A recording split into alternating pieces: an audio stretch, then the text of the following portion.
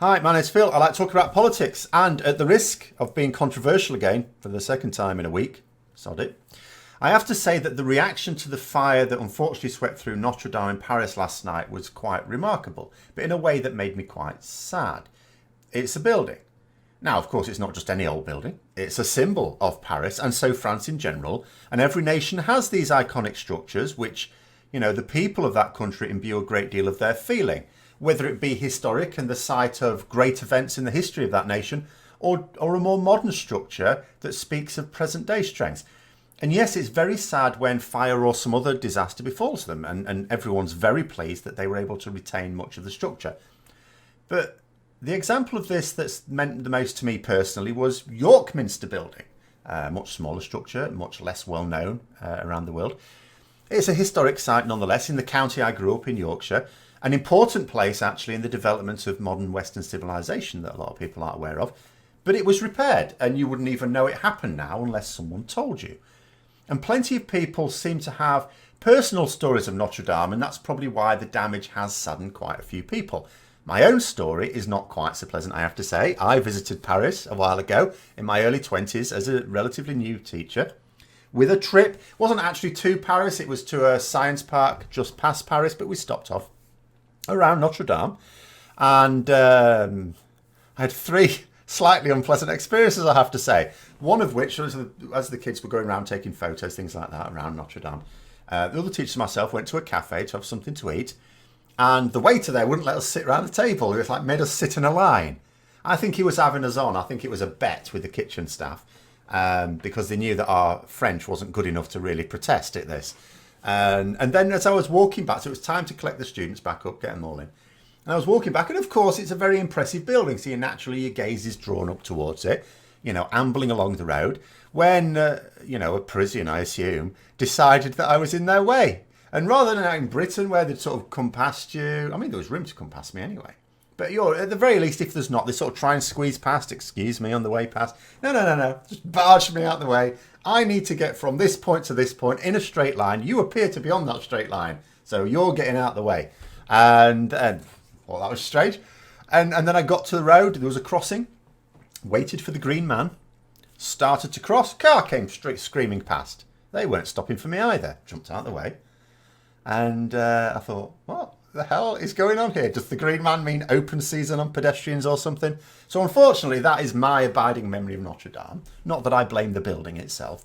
But when I looked through all the messages of sadness from the great and the good on Twitter and elsewhere, I was rather intrigued to see only a single one, just one, that expressed relief that nobody was hurt. Now, I found that quite remarkable.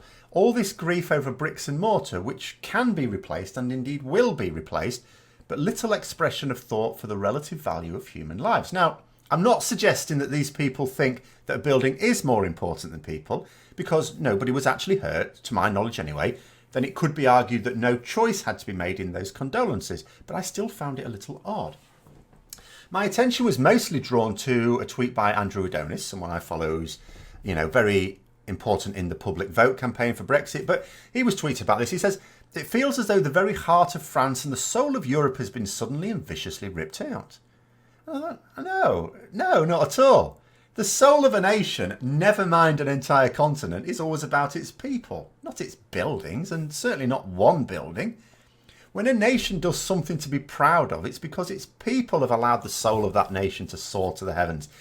When a nation does something to be ashamed of, it's not the buildings, it's the people who allow it. Take another great national icon, the White House. The White House was the White House when President Roosevelt was leading the American people to greatness. And the White House is still the White House when the present incumbent has decided to give a Presidential Medal of Freedom to someone who spent a few days whacking a white ball around a field. And what heartfelt message did the leader of the free world have for the people of Paris? Flying water tankers. You need flying water tankers. Oh, and you should put the fire out quickly. So, fine advice for the Parisian Fire Department there then. And speaking of another American icon, my mind was of course drawn back to the attacks on the Twin Towers. Completely different circumstances, where of course there was massive loss of life, and it was quite deliberate.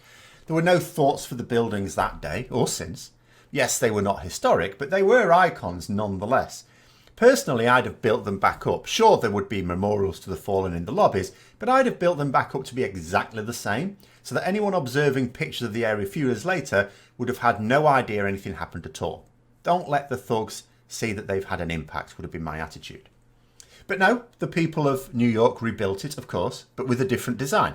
The focus was very much on the people who lost their lives and others whose lives were destroyed by the events anyway. They don't want it forgotten, they don't want it hidden, because the soul of a nation is not about icons, but about its people. And with another hopefully cunning segue, I remember when I first heard about Al-Qaeda as well. Not the attacks on the Twin Towers, not even the oppression of people in Afghanistan. It was before, really, when this group started to tear down historic structures that they didn't approve of.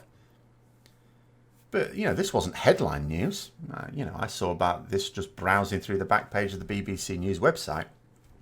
Nobody gave a crap about these structures that were much older than Notre Dame, being torn down by savages.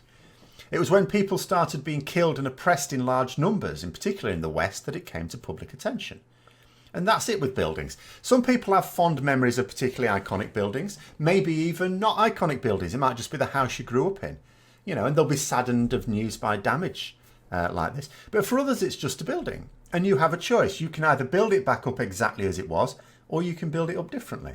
Either way, you can improve the structure of it so events like this are less likely to happen or less likely to be as damaging in the future.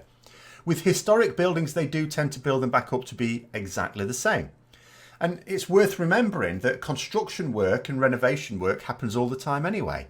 It's not even just saying if they build it back up to be exactly the same, but it's not really the same.